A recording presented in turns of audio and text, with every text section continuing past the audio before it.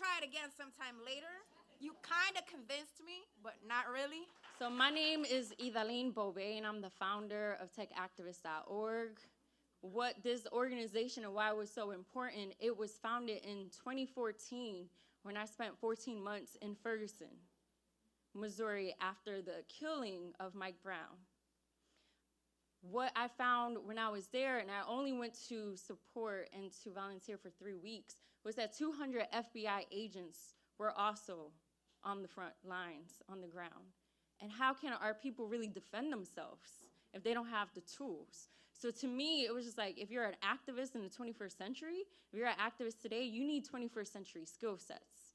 It was an honor to also have Tyson Amir, who is our co-director leading the West Coast, who does dope work in the schools, in prisons, teaching our people how to code.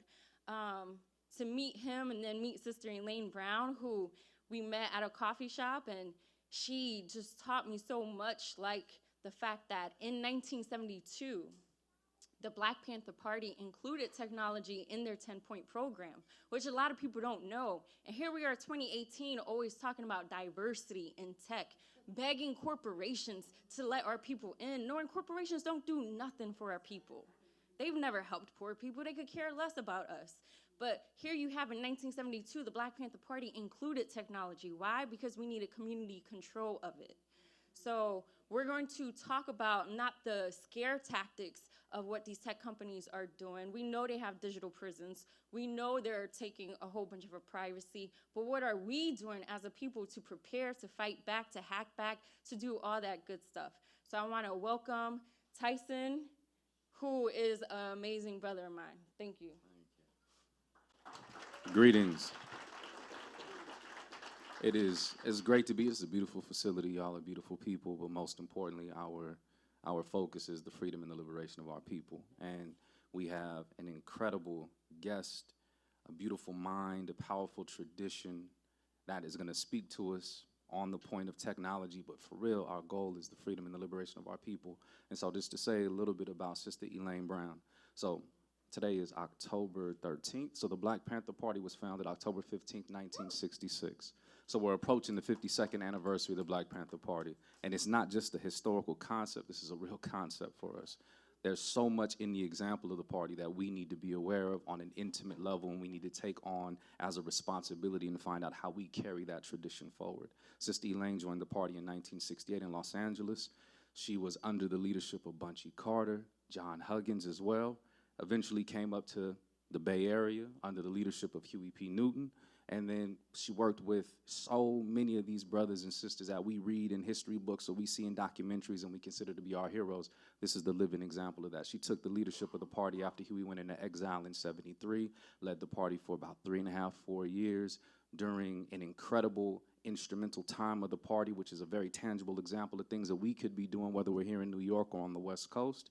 And so without any further ado, I really hope that our hearts are open, our minds are open, and that we are going to pay attention to what this sister has to say because she is a living example for us. Sister Elaine Brown.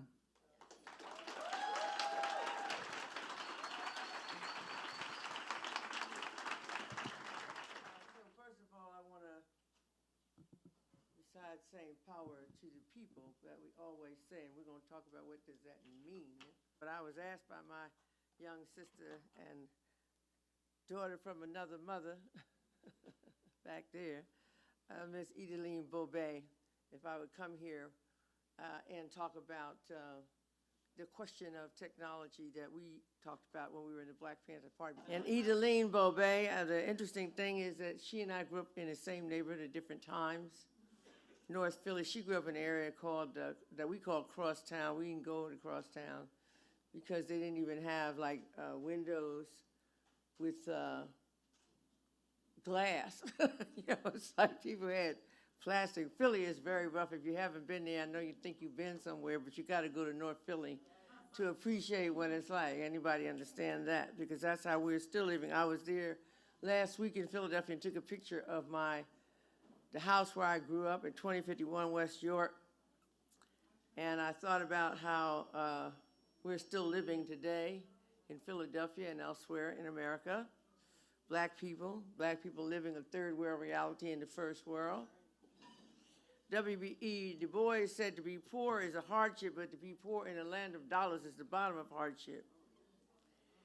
When I saw the house in Philadelphia where I grew up, all I could do was weep. I just wept because people were still living there. It was a satellite dish. It looked like a bombed out area. It was rough. It's looking worse than it did. And it's the same house, and I remember my aunt's room was upstairs, and I remember all the rats and roaches, and I mean rats, I don't mean mice. And they look like they probably took over, and right now they're living there. They didn't even bother to gentrify that area because they've already got Broad Street where Temple University has eaten up all of North Philly. But then when I was looking at all of that, and just one more reminder, because that's West Oakland, that's wherever, you know, these are all interchangeable cities, right? I remembered that there is now a 3D printer that can make a house. So when we talk about housing, I'm looking at this house and I'm looking at my people, generation upon generation, occupying 2051 West York Street. Why don't they have a decent house if we know how to make a house with a 3D printer? What the hell is wrong with us? So that made me think about this whole question and bring it back. And so to talk about the question of technology as it relates to freedom, I just want to mention that Black Panther Party's first point was we want freedom, power to determine the destiny of our black community. Now, that's a pretty clear statement because people go, what is freedom? You have all these intellectual conversations and people do papers on the meaning of freedom. Am I free to be in the LGBTQ community? Am I free to be a woman? Am I free to be art? I mean, so what are we really talking about? And so we talked about self-determination, and we talked about that within the framework of black people, particularly in the United States of America. The party's 10th point, as Idalin pointed out in 1972, changed to say we want, this was our general demand, we want land, bread, housing, education, clothing, justice, peace, and people's community control of modern technology. Now that's how we said it back then. And noticing that we were not talking about our individual identity issues and that sort of neoliberal, if I believe I can fly ideal that has permeated this country for so long, where we just believe in ourselves and that's just enough. We don't care about the rest of the community. So the Black Panther Party's goals were not related to the individual achievement and success in the United States of America, but to the people ourselves as a people. The question is, what do we want today? Are we really concerned with saying, when we say Black Lives Matter, I just talked to a group of people and said, do Black lives really matter to Black people? Because I look around and I see all these elected Negroes, and I'd rather see a few races. I'll take a Klansman, and we're not going to talk about people like Kanye West, because that's just on another planet, another level. Or Lil Wayne talking about, I'm not Black, I'm rich, which is neither of which is true. You are Black and you're not rich. You might be nigger rich, but you're not rich.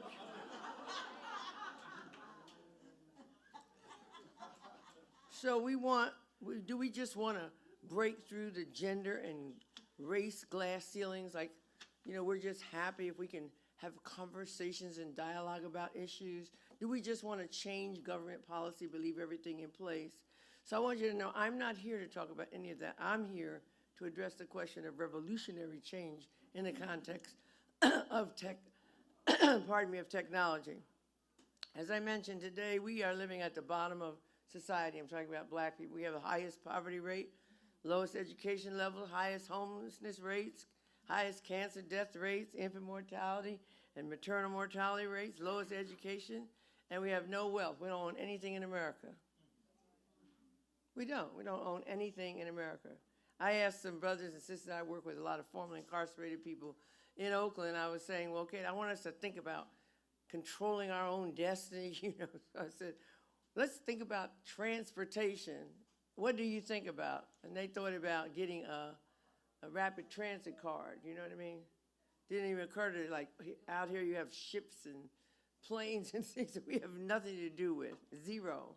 We don't even have it, you know, people tell you, your phone is breaking up. No, that's not my phone. I don't have nothing to do with that satellite. That's a piece of plastic I got to pay for every month if I want to be connected to a satellite. And so whatever's happening up there, I don't even know what it is. We don't know what it is doing. If the lights go out in here, everybody's going to get confused. That's how little we are in control of the wealth of this nation. But we have to really concentrate, and I still want to talk about freedom, which means the power to determine the destiny of our communities. So if we're going to talk about that, then we'll talk about the Black Panther Party a little bit in this context. Ideologically, people don't realize it, but the Black Panther Party was a Marxist-Leninist organization. At the same time, we knew that our primary goal was the liberation of black people, because we recognized that as the enslavement and oppression of black people in the United States was the foundation of capitalism. Blacks could never be free under the very system that oppressed us and enslaved us, which had made America great. Marx stated that without slavery, there would have been no cotton, and without cotton, there would have been no industry, period. So blacks in the United States are oppressed under the capitalist structure like other poor and working people, but blacks are also oppressed as a race. And this is where you find the convergence of race and class in one group of people. So that is why I'm going to focus a lot of what I'm saying on the question of black people in the United States. As a matter of fact, one of the great examples of how this comes together was Thomas Jefferson. You know, when people say, oh, you know, I really wanted Hillary Clinton to be president, and I'm trying to figure that out. But because Trump is so terrible, and they said, well, aren't you upset about Trump? And I said, well, what is the difference between Donald Trump and Thomas Jefferson? Oh, they get very upset because, you know, people love Thomas Jefferson. He's different. He was an enlightened, you know, man, and not to count a big slaveholder. Right. But in any case, in a book he wrote called Notes on the State of Virginia, he describes why blacks really can't be brought into this new experiment where we talk about the equality of all people. He said, you know, there's this kind of inherent inferiority, and this is the way he says it. He says their skin, the color of their skin is not, it's that immovable veil of black. It's not beautiful like the admixture of red and white in the white man, and their hair is not long and flowing like our hair, and they have an odor, a disagreeable odor, and they're lazy, and they lust after their women, and they have no music or art or literature in them. I advance it, therefore, Thomas Jefferson says, that the black is inferior to the white in the endowments of both body and mind. Now, that just means that we are born inferior, and that's the end of that. And so he could keep his slaves and raping the slave girls and all the stuff that he was doing. But it divided the country so that people began to not see the class relationship with the slave, even though the poor whites in the country and all who were coming in, and as the industrialization rose, so forth and so on. So that was the sort of beginning of the justification for slavery was race. Now, Huey P. Newton asserted that capitalism was revolutionary when it replaced feudalism. But then we realized that in order for black people, if we realize that for us to control our destinies, the revolutionary change has to take place, and capitalism will have to be replaced by a new social construct, one in which we share all the resources and distribute the wealth in an egalitarian manner. This was a Marxist notion of the socialist state. But in Huey's treatise called The Technology Question, which is why we've changed the 10th point to add in control of technology, Huey argued that technology had created a global economy, effectively erasing the notion of nations and therefore eliminating the creation of a socialist state. Now, some of this might get a little messy, but I'm going to make it very quickly plain. In other words, Huey was saying because of technology, there were no more nations, that the tech-generated global economy had trumped the economic sovereignty of individual nations. Let's talk about why the Europeans formed the European Union, and then you begin to see it. What's the significance of the French franc at this point, or the Deutschmark or anything? That's gone, right? And they start trying to hold on to that because Trump's trying to break that down. And then why was Gaddafi killed by Hillary Clinton and Barack Obama? Because he was forming the African Economic Union, right? And getting ready to eliminate all the debt because he had the money. They dragged him through the streets like a dog and so forth and so on. So Where's the sovereignty of Libya, or really of any country in Africa? How can we say that with this imperial march of the United States, that any country around the world has independent sovereignty and can be called an independent nation? We can talk about China, but in a minute. And Huey said that we say that the struggle in the world today is between the small circle that administers and profits from the empire of the United States and the peoples of the world who want to determine their own destinies. So let's look at how we talk about the police murders of blacks today in the United States, which I want to just mention. I just don't want to hear anybody say, I know you came out of Ferguson, Idalin, but hands up, don't shoot. You know, I got a picture of Jonathan Jackson when he took over that courthouse, and he has that M1 carbine on this pig, and he's taking his gun out of his holster, the cop's gun out of his holster, Johnson is. So I put a label to that and said, hands up, don't shoot. Now that would be a better image for me. Oh, I see somebody was listening. Thank you. So you look at a police action in the United States, going out here and just killing people arbitrarily as they do every day. But we look at a country like Syria, and so the United States says Syria is a problem. Let's just bomb Damascus. Now wait a minute. What happened to, like, is this a war we're in Syria? We don't even know anymore. This is not a sovereign country. We just told them what they can't do, just like we tell Korea. You better dismantle all your nuclear weapons or whatever it is. And just like we talk about Iran, we're talking to Iran like we run in Iran, like we run the community, black community. Matter of fact, we do, don't we? Not we, them. The same people that control us. Talking about Iran can't have no nuclear weapons when Israel got all the nuclear weapons in the world, ain't nobody even checking them.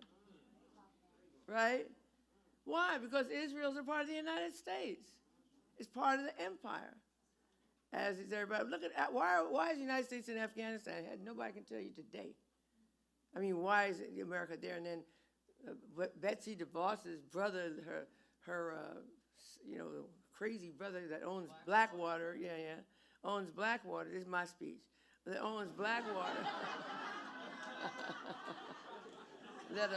let a sister speak. So the Blackwater guy is trying to convince the United States to get rid of all the American troops and bring in some private Blackwater folks. And that's how crazy it is. In other words, just like we have Israelis training cops in Atlanta. Am I making this stuff up? Here they are training cops in Atlanta. How does this work?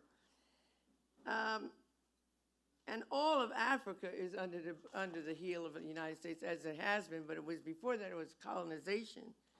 But right now, you know, of the 23 poorest countries in the world, 9 are in Africa. And they're in the same status, basically, as black people in the United States. I look at Sierra Leone. I met a brother from Sierra Leone, he was a chief. Talking about he came to Georgia, where I was living at the time, because he wanted to find out if we could put together packages of rice to send into Sierra Leone. I said, wait a minute. Don't you have all the bad diamonds on the planet in Sierra Leone? How is it that you would come to Georgia and ask some black people for some rice?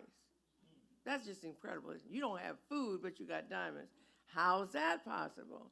Well, you know, all the diamonds, all that so-called blood diamonds, where they said the blacks were fighting each other. I could talk about that for a minute. But the point is, the whole of the diamond industry in Africa is controlled through De Beers and the same old Oppenheimer, just same old South Africa, the same thing. So why am I saying this? Because technology has allowed the United States to control the world's economy so that we are beyond colonialism and neo-colonialism now. We're somewhere else. I think it should be noted that the reason that the U.S. was able to develop and control technology, because the white men who have been in control of the technology and who have been enjoying hundreds of years of economic superiority arising from the foundations of hundreds of years of slavery, giving them the time, the space, and the resources to discover and invent and think. We out here scuffling for food, and I'm coming up with the atom bomb. Let me think.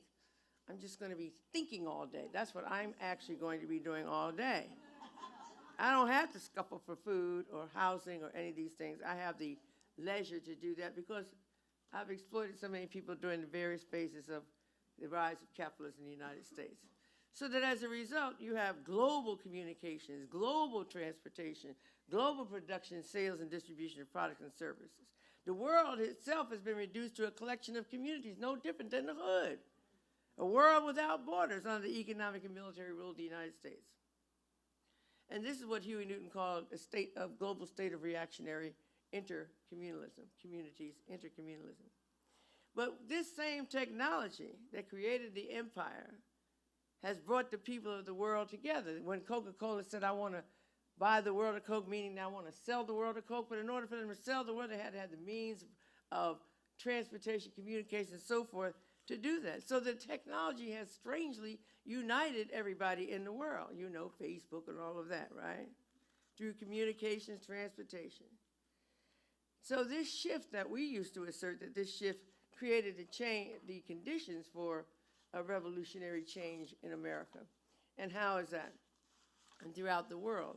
Because if we're united and it's us against them and there's more of us, once we begin to understand what is keeping us there and we seize that unity, whether it looks good now or not, we can create a new kind of world, and we don't have to wait to have social state here, social state there. We can create global revolutionary, what we call revolutionary intercommunalism.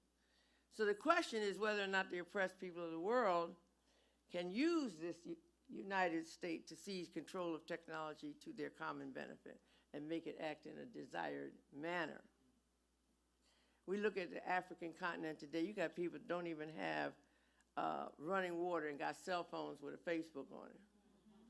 People in the hood with Instagramming all day long, ain't got no heat in their house. Matter of fact, don't have a house. Up there Instagramming. So we know we are connected to this stuff.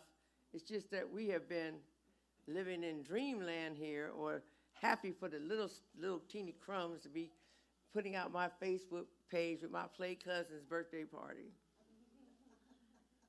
Thank you, at least somebody understood. You know, or something. I write these people all the time, please don't come on my Facebook page, and I do have one because my daughter maintains it. People say, oh, I'm your Facebook friend. I'm like, oh, okay. I ain't know. I don't read it, you know. But she does, just to make sure everybody's not out there organizing to hurt me or something, right? I'm still paranoid from back in the day. I don't know about you. So the question is, can we use the existing tech advantages and knowledge and maybe create some new technologies to produce what we need? A kind of survival program pending, as we used to say, revolution, in terms of food, housing, clothing, education. Can we do it? Do we have the ability to use the existing technology and create new technologies to take down the empire and install a new and better world society that we want? You know, despite industrialization, the fact that industrialization passed over blacks, you know, my mother said, when people got to talking about the Depression back in the day, my mother's like, what depression? You know, it's like when people say the market is receding or whatever they say, black people don't know what that means. That stuff is like way over here. Industrialization escaped us. We didn't get no jobs, we were discriminated against, and we didn't control any of it. So the good news is we have nothing to undo or unlearn. We don't have to worry about working in a coal mine or not working in a coal mine or having a coal mine, because we never had anything to do with that other than to build them in the beginning when we were coming out of slavery and being re-enslaved. But despite the fact that we've never had any relationship to this economy other than in an oppressed state, and as low-level consumers and now better consumers, we still reinvented ourselves every generation and survived by creating everything we could. America's only original music, jazz. America's real cuisine. And everything from blood plasma to the development of the personal computer. Oh, that's right. Let's remember that part, right? Dr. Mark Dean, right? If you didn't know it, know it. One of the inventors of the personal computer, who was black, despite lack of education, lack of opportunity, despite the schools that were in Idaline's neighborhood. Some kind of way, we still forged ahead. So if black people could do this for the last 400-something years, you know good and well, we ought to be able to deal with what's going on right now if we have the will and we have a goal to achieve that will, to achieve that. The agrarian capitalists that started this country ruled by the gun, killed all the native people. You know, these people talk about the gun culture of America today. Wait, the country was founded on the gun. That's how the country got founded. Just wipe out the entire Powhatan Confederacy in Virginia and call it Jamestown, after King James, author of the Bible. So they did it through the gun and then exploited human labor to make it for free, where there were no machines producing rice and cotton and other products that the entire world began to buy and became some of the richest men in the world. The industrial capitalists, they were able to rule through ruthless human exploitation, cheap labor operating machines, seizing the means of production and the materials, everything from clothing to coal, everything. Now we are in what one book calls, and I happen to like this book, calls the second machine age. Now what is that? The first machine age was all the industrial, you know, coming up with a steam engine, so forth and so on, so that everything for all the thousands of years of human beings that we know of in recorded history that was made by human labor. But a machine changed that. The steam engine and the machine changed that so that we don't make things anymore. Well, we don't have to. There are things that, machines that can replace all human labor and do it faster. And we now know that we're in the second machine age, as this book calls it, where we have ideas and programs that can even make stuff faster and different, right? So the tech capitalists rule by control of computer programs, don't they? Is this making any sense to anybody, Idalin? And they expedite development of everything imaginable, right? Anything you can imagine can be produced at this point, right? Everything is knowable, we just don't know it. But we know now that we probably can know it. We're gonna know something. And this is how we can begin to think about controlling technology. Now there's still the Exxons and the Walmarts, but the global economy is dominated by tech corporations. Most of them are rising in Silicon Valley, the Bay Area, right? And all these guys went to school some kind of way, they ended up in Stanford. I mean, seriously, if you look up Larry Page, the Google guy, these people were rich. Excuse me, his father was like a professor of not computer science, that was the mother. He was you know, whatever it is, if anybody knows, you can tell me. Bill Gates and Microsoft, they thought Bill was just sitting around. He didn't have to finish college. He was going over to Stanford, playing with the big machines over there. Steve Jobs and Apple got his first job from Bill Hewlett of Hewlett-Packard. Gave little Steve a job when he was 13. You know, it's like Mark Zuckerberg, that's my favorite. Here was a little ugly guy, goes to Harvard. I mean, this guy's trying to get a date. And he comes up with a plan for dating. How's the ugly guy going to get a girl? No, that's his, you know, necessity is the mother of invention, right?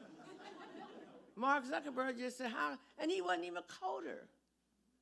He got somebody else to do the code to figure out how he could get a girl. Jeff Bezos, he's like the Walmart of the internet, right? What does he actually produce? Nothing. Just fast ways for us to buy more shit, right? That's it. Mark Benioff, now Mark Benioff is a coder, but he has a thing called Salesforce. What do? Data management. What does that even mean? They do what we would like to have done, so we don't have to think about a lot of stuff. We go, how many people are going to show up? We can project and do all these things for these big corporations, right? These people are not doing very much. And then there's Travis Kalanick, right, the Uber guy. He's saying, you know, this is a fast way to get around, yada, yada. But ain't nobody trying to have the cancer cure code. Where's the worldwide energy saving code? Where's the food production code? Where's the end of poverty code? Where's that? We sitting around here talking about you want to be a coder. Let's get to coding.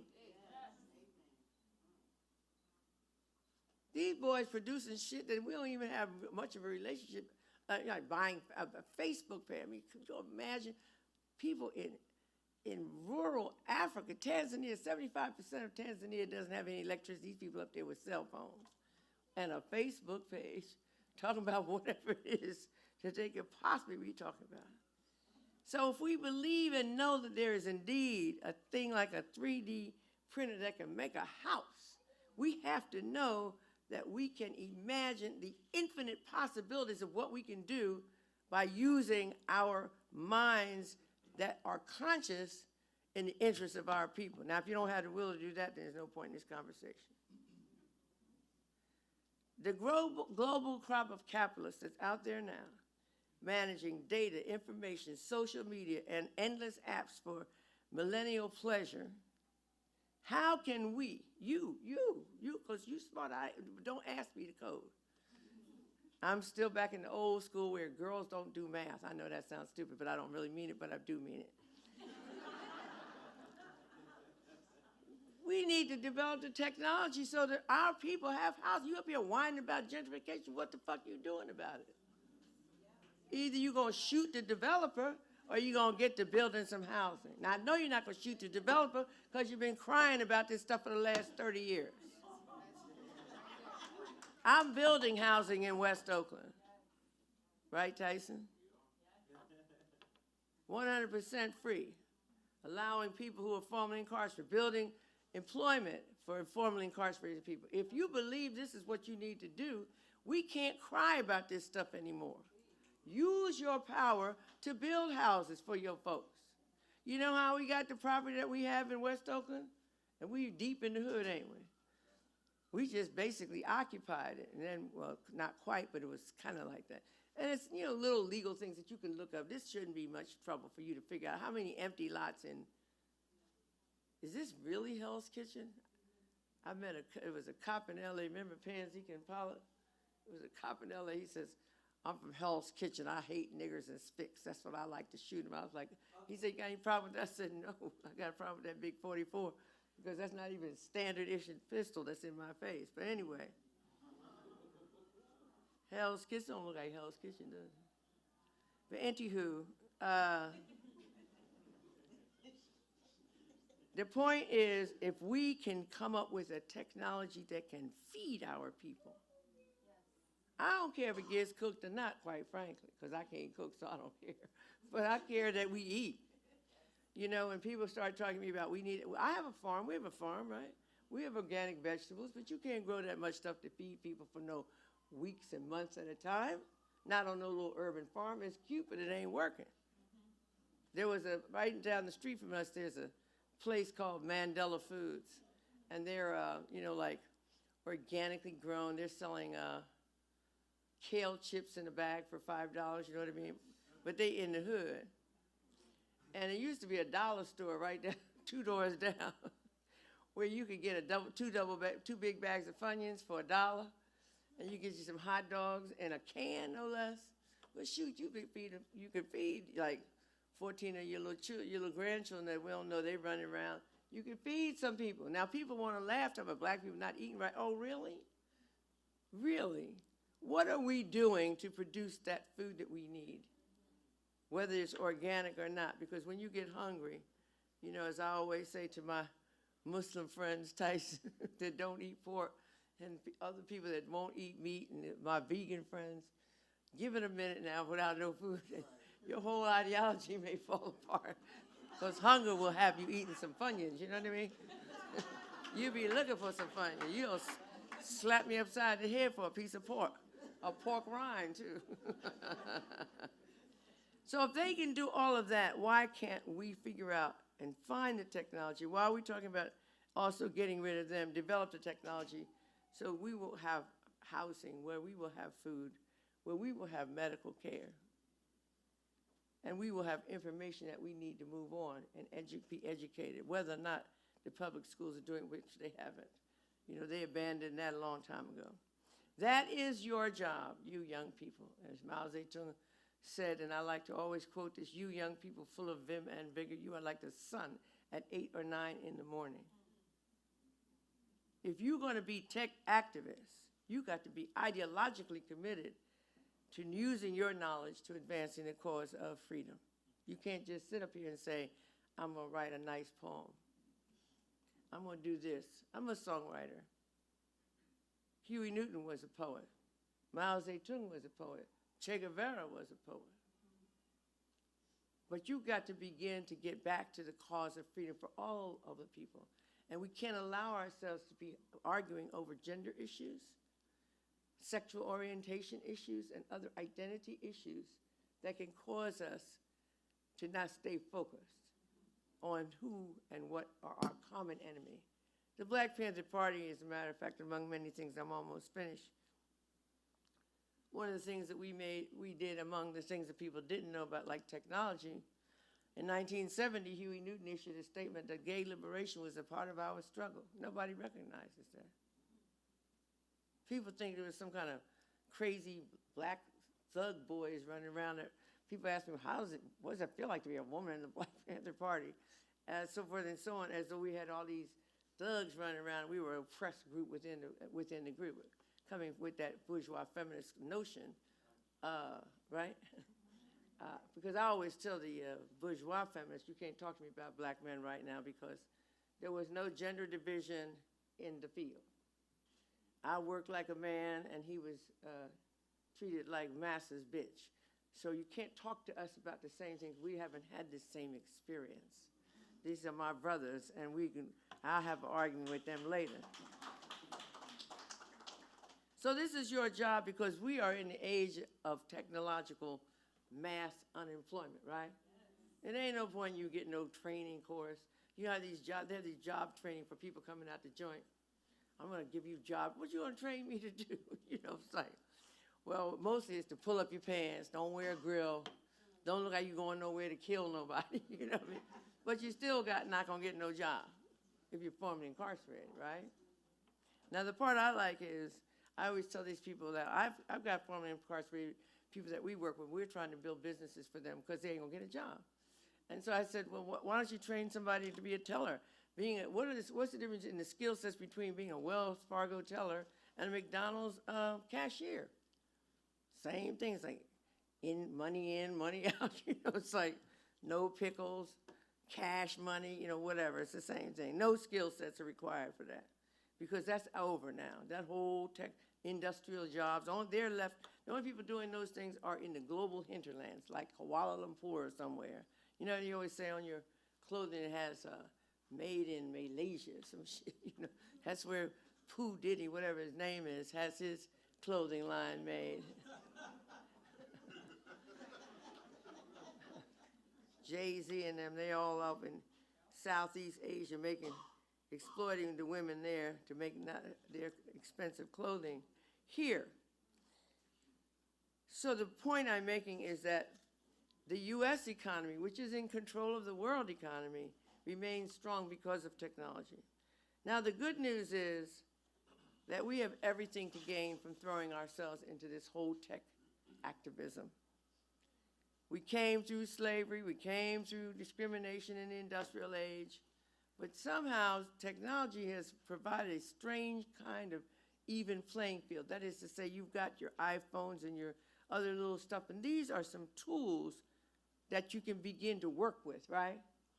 The programming, the computer coding, all this stuff has already been done. So we can probably use this stuff and bring something different. We can begin to bring light to the African continent, which has no electricity or energy to have any light, and water and all that stuff. We could be doing that right now. All these people want to be, you know, Afrocentric.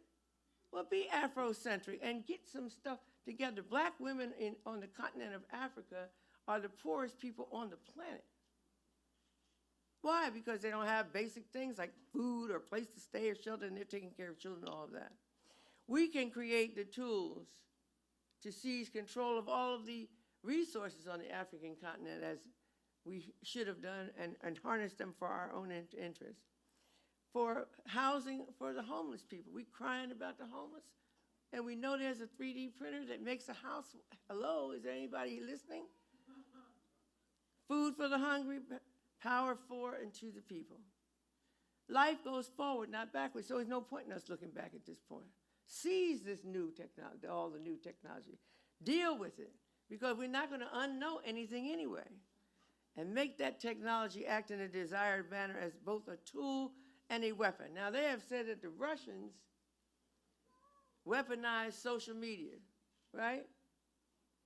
Anybody heard that? Remember Trump collusion? You know what I'm saying? The Russians weaponized social media, and perhaps they did. Well, why can't we begin to weaponize social media? This don't seem like it's going to be that complicated. You know, it's fake news floating around all day long. In the absence, though, of the collective will to fight this oppressive scheme, to really go forward with arms against a sea of troubles, in light of the absence of that, we can at least begin to dismantle this scheme that controls our lives and create the means for our survival and for the survival of the oppressed people of the world pending revolutionary change. That has to be your goal, to create the tech tools and weaponize them, to educate the people, empower the people toward creating a world where we know the people will be able to live a beautiful life in harmony with each other and with all of nature. And we can begin to talk about power to the people in real terms. All right, thank you.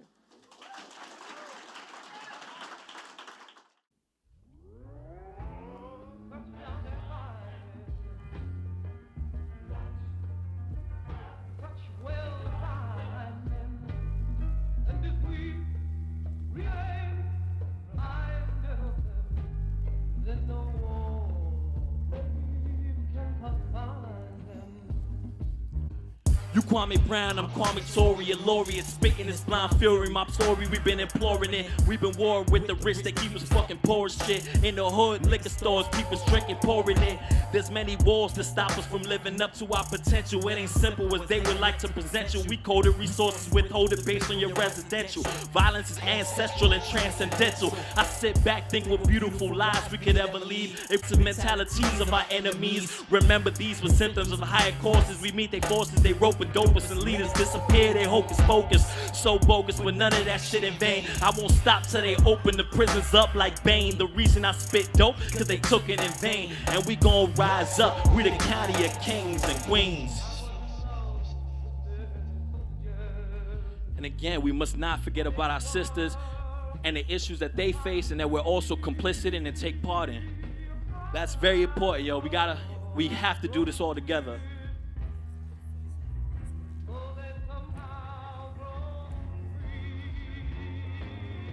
Say her name, say her name, say her name. Nye Wilson on my brain, and my sisters, I feel your pain. Don't think we need to explain our current mind frame, but when we react, you already know who to blame. Fuck a permit patty, they wantin' us dead so badly. Shit ain't cute, they call the cops cause they pop for tally. Shit's infuriating, we react, the jury's waiting, getting stopped and frisked and feeling humiliated. What James say, we in a constant state of rage. Racism ain't a craze, ain't changing this day and age. The people that hate us ain't never gonna change their ways, so we make them feel the fire going out in the blaze. I'll never be afraid, my ancestors were enslaved. My cousin was in a cage, my family was depraved. No choice but to be brave. I do this for the folks we lost and couldn't save. 1 foot is in my grave, let's go. You never forget. All our people mass incarcerated, can never forget about them. Keep that with you forever. Never stop. The spirit of my people, I'm holding on to the soul stone. Don't make me snap, I react, bringing the gold home. For the folks we lost to jail, violence and drugs, and the absence of affectionate hugs and the love. Somehow we rise above, cause they push us through. And when I think about love, all I think is you. See, I look in the mirror and I notice they true. Cause you got us here, and what we face ain't new. With that said, fuck crack, fuck the popo, fuck Reagan. Fuck Trump, fuck Bloomberg, fuck enslavement. Fuck Rikers, fuck banks, fuck the payments. Fuck white supremacy, middle fingers up. Fuck crack, fuck the popo, fuck Reagan. Fuck Bloomberg, fuck Trump, fuck enslavement. Fuck Rikers, fuck banks, fuck the payments. Fuck white supremacy and all who maintain it.